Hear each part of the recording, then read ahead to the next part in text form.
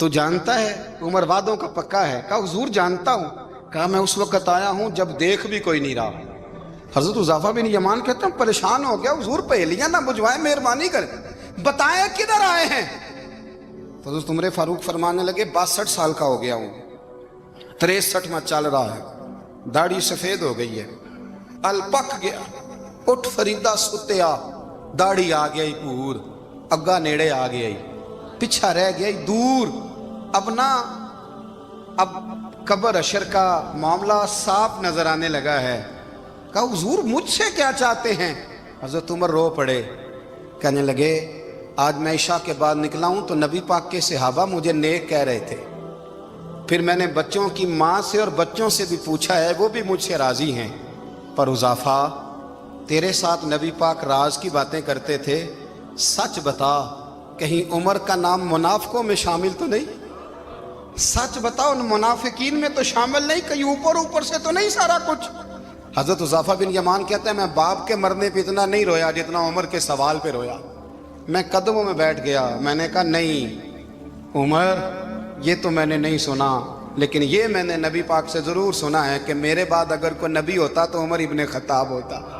یہ میں نے اپنے کانوں سے سنا ہے کہ عمر جس گلی سے گزرے شیطان رستہ بدل جاتا ہے۔ یہ میں نے اپنے کانوں سے سنا ہے کہ 950 سال حضرت جبریل جناب عمر کی شان بیان کریں تو پھر بھی بیان نہیں ہو سکتا، یہ میں نے ضرور سنا۔ دوستو ساری زندگی حضرت عمر نے اگر دوسروں کا محاسبہ کیا تو اپنا اور اپنے بچوں کا بھی کڑا خیال رکھا، اپنی ذات پر بڑی توجہ دی۔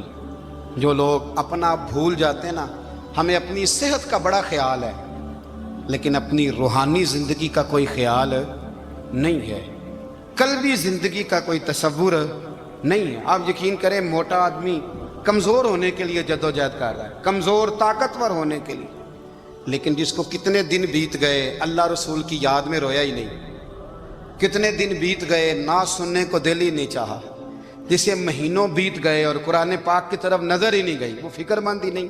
زندگی زندہ دلی کا نام ہے، مردہ دل کیا خاک جیا کرتے ہیں؟ بھائی حضرت عمر کی زندگی دور حاضر میں ہمیں یہ سبق دیتی ہے کہ کڑی نگرانی رکھو اپنے پودوں کی، کڑا خیال رکھو اپنے ذاتی باغ کا، اور یہ جو تمہارے دل کی دنیا ہے یہ تمہاری روح کی زندگی ہے، اس کا محاسبہ کرتے رہو۔ نبی کریم علیہ السلام نے فرمایا اپنا حساب خود کر لو قبل اس کے کہ تمہارا حساب کیا جائے۔ اپنا حساب بولیے، اپنا حساب، ہم ساری دنیا کا حساب کرتے پھرتے ہیں، کوئی کہاں سے کماتا ہے کہاں کھاتا ہے، پر اپنا حساب حضور نے فرمایا حساب کر لو قبل اس سے کہ تمہارا حساب، مولا علی فرماتے ہیں نماز پڑھ لو قبل اس کے کہ تمہاری نماز پڑھی جائے۔ یہ بڑا عجیب معاملہ ہے کہ ہم جتنے لوگ ہیں ہمارا معیار یہ ہے کہ سامنے والا غلط ہے اور میں ٹھیک، یعنی دوسرے کا بچہ گلی میں نظر آ جائے تو اس کی غلطیاں نکلنی شروع ہو جائیں گی، اور میرا بچہ سارا شہر گھوم آئے ایک ٹائر پہ موٹر سائیکل پہ تو ہم کہتے ہیں کہ ابھی بچہ ہے، انشاءاللہ سیانا ہو جائے گا۔ اگر ابا جی آج تک سیانے نہیں ہوئے کہ اس کو سمجھا لیں تو پھر بیٹے کا سیانا ہونا تو ہو سکتا ہے کہ وہ 60-70 سال لگ ہی جائیں۔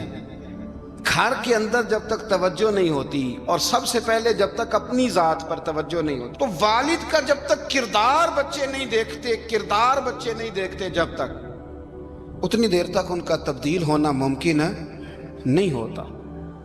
حضرت عمر فاروق رضی اللہ تعالیٰ عنہ نا باہر والوں کا بھی بڑا سخت حساب کرتے تھے، بڑا ایک گورنر صاحب نے لباس بڑا شاندار پہننا شروع کر دیا تھا تو حضرت عمر نے اتروا کے نا تو انہیں ٹاٹ کا لباس پہنا کے تو اونٹ چرانے کی ڈیوٹی دے دی تھی، اتنا سخت احتساب کرتے تھے۔ کسائی کی دکان پر بھی 1-2 گھنٹے کھڑے ہوتے تھے، جو آدمی مسلسل 2 دن گوشت خریدتا تھا نا فرماتے تھے اس کا ٹیکس بڑھا دو، لوگوں کو دال نہیں مل رہی اور یہ روز گوشت کھاتا ہے۔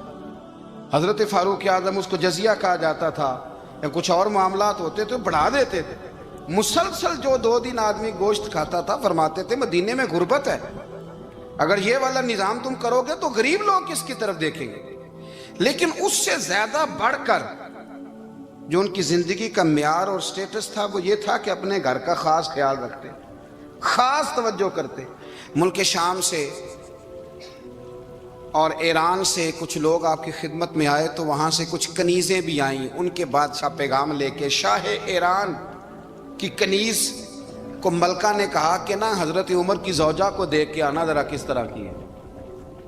ہمارے ملک میں کیا کہتے ہیں؟ خاتون اول، جی خاتون، باقی سارے دووں میں خاتون اول، ذرا خاتون اول کو دیکھ کے آنا۔ تو وہ جب آئی نا گھر میں ملنے تو کہا کہ مجھے میری ملکہ نے کہا تھا کہ عمر کی زوجہ سے، اہلیہ سے ملاقات کر کے آنا۔ تو حضرت عمر کی اہلیہ نے نا ایک جوڑا کپڑوں کا دے دیا ملکہ کے لیے اور ایک خوشبو کی شیشی دے دی۔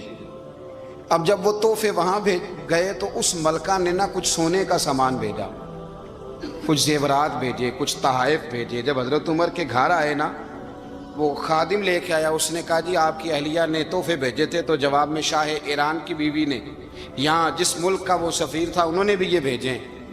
تو حضرت عمر فاروق نا وہ تحفے لے کے گھر گئے تو جا کے کہنے لگے اپنی اہلیہ سے، یہ تو کب سے تحفے تحائف بھیجنے لگ گئی ہے؟ یہ کب سے نظام شروع ہو گیا؟ تو کہ حضور تحفہ دینا لینا تو ٹھیک ہے، سنت ہے، محبت بڑھتی ہے، تو یہ کوئی قباحت نہیں، اور میں نے اپنی ذاتی استعمال کے لیے جو چیزیں رکھی تھی وہ میں نے دی ہیں۔ تو حضرت عمر فاروق رضی اللہ تعالیٰ عنہ فرمانے لگے ہم نے کسی ملک کے ساتھ اور اس کے بادشاہ کے ساتھ ذاتی تعلق نہیں بنانا، تعلق جو بھی بنے گا رسول اللہ کے دین کی برکت سے بنے گا، ذاتی رشتے نہیں ہم نے قائم کرنے۔ ذاتی آپ کے ملک کی جو ایئر لائن جس کا ہر سال خسارے کا ڈنڈورا پیٹا جاتا ہے نا، وہ ہمارے بادشاہ صاحب اور صدر صاحب اگر غیر ملکیوں کو گھوڑا کبھی بھیجنا ہو نا، گھوڑا، تو پورا ایک جہاز گھوڑا لے کے تحفے میں جاتا ہے، پورا جہاز غریب قوم کا یہ سرمایہ، اور قوم بڑی بادشاہ ہے، لائنوں میں لگ کے ووٹ دیتی ہے۔ دو کام ہمیشہ لائن میں لگ کے کرنے، ایک بل لائن میں لگ کے جمع کرانا ہے اور ایک ووٹ لائن میں لگ کے، تاکہ پھر پورے 5 سال لائن میں ہی لگے رہیں۔ مرضی سے آپ ووٹ دینا، پر جو بات درست ہے اس کو سنو۔ حضرت عمر فاروق رضی اللہ تعالیٰ عنہ نے اپنی اہلیہ سے پوچھا کتنے کا تھا وہ تیرا جوڑا اور خوشبو کی شیشی؟ انہوں نے کہا 3 دینار کی۔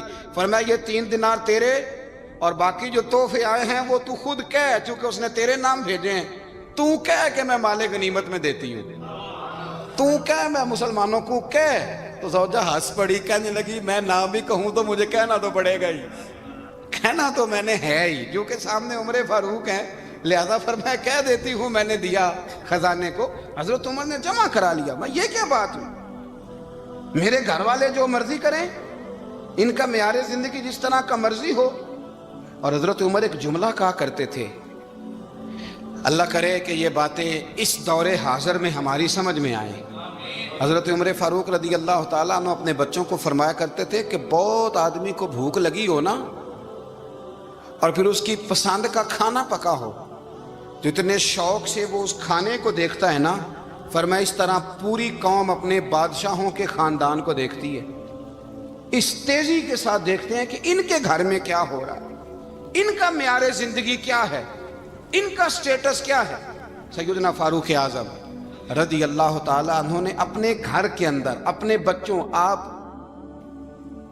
کے بچے دونوں کاروبار کے لیے مصر گئے، تو وہاں کے گورنر صاحب نے لوگوں سے، ایک بہت بڑا قافلہ گیا مدینے سے مصر تجارت کے لیے، جاتے ہیں نا آج بھی قافلے کئی ملکوں میں، تو یہ گئے تجارت کے لیے۔ تو حضرت عبداللہ ابن عمر، حضرت عبید اللہ ابن عمر، حضرت عمر کے دونوں بیٹے گئے۔ جناب عمر فاروق کے بچے جب وہاں پہنچے تو مصر کے گورنر نے نا لوگوں کو تعارف کرایا کہ یہ عمر فاروق کے بیٹے ہیں، یہ حضرت یہ چودھری کے بیٹے کو کون بتاتا ہے کہ تو چودھری کا بیٹا ہے؟ باہر والے بتاتے ہیں، گھر والے جی، اور سیٹھ صاحب کے بیٹے کو کون بتاتا ہے کہ تو سیٹھ صاحب کا بیٹا ہے؟ اور مالک کو کون بتاتا ہے کہ تو مالک کا بیٹا ہے اور یہ کرایہ دار ہے؟ یہ کون بتاتا ہے؟ یہ سوچ ہم دیتے ہیں بچوں کو، چودھری اور کمی کی سوچ، امیر اور غریب کی سوچ، مالک اور کرایہ دار کی سوچ، گھر کے مالک کی اور کام کرنے والے کی سوچ، یہ ہم دیتے ہیں۔ یاد رکھنا، یہ ہم دیتے ہیں، یہ ہمارا مزاج ہے، یہ باہر سے نہیں آتی۔ تو کوئی شہزادہ ہے، تو سیٹھ ہے، تو نواب ہے، یہ سوچ باہر سے نہیں آتی، یہ اماں سوچ دیتی ہے، اماں، یہ ابا سوچ دیتا ہے، اور پھر جب تباہی اترتی ہے تو اس کے ذمہ دار بھی باہر والے نہیں ہوتے، گھر والے ہوتے ہیں، گھر والے۔ ہمارے بچوں کی طبیعتوں پر زیادہ نقش باہر والوں کا نہیں ہوتا.